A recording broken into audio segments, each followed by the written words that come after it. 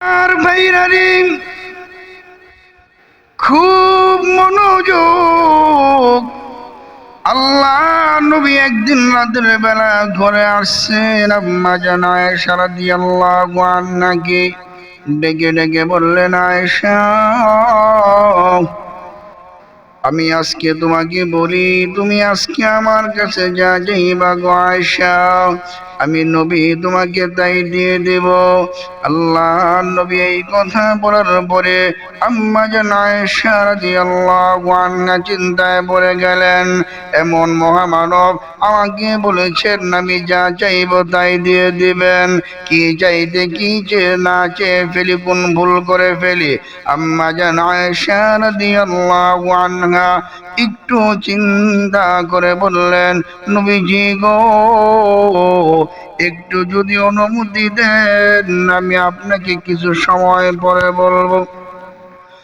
আল্লাহর হাবিব বললেন, আয়েশা নেও তুমি, আরো পরে এসে আমার কাছে যাও, কিন্তু মনে রাখো আয়েশা, আজকে তুমি আমার কাছে যা চাইবা আমি নবী আজকে তোমাকে তাই দিয়ে দিব। আম্মা জান আয়েশা রাদিয়াল্লাহু আনহা দৌড়ায় গেছেন বাড়ির দিকে। রাত্র গভীর, বাবা আবু বকর সিদ্দিক রাদিয়াল্লাহু আনহুর কাছে গেলেন।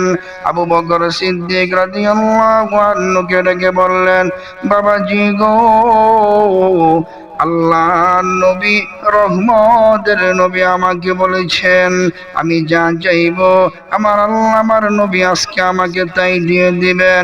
বাবা আমি কি চাইতে কি চেয়ে না চেয়ে ফেলি, ভুল করে ফেলি, এই জন্য আপনার কাছে আসছি। বাবা গো, আপনি একটু বলে দেন আমি রহমতের নবীর কাছে কি চাইব। এমনি আবু বকর সিদ্দিক রাদিয়াল্লাহু আনহু বলেন, মা আয়েশা শোনো, আল্লাহ নবী যেহেতু তোমাকে এই অনুমতিটা দিয়েছেন, তুমি আল্লাহ নবীকে বলবা, নবীজি গো, আপনি মেরাজের রাতে আল্লাহর কাছে গিয়েছিলেন, সেই দিন তো আল্লাহর সাথে আপনার অনেক কথা হয়েছে গো নবীজি। ইয়া রাসূলুল্লাহ, ইয়া হাবিবাল্লাহ,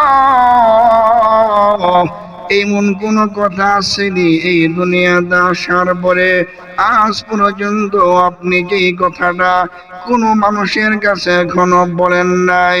ওগো নবীজি, যদি এমন কোন কথা থাকে গো, ওই কথাটা আমি আয়েশা আপনার কাছে জানতে চাই।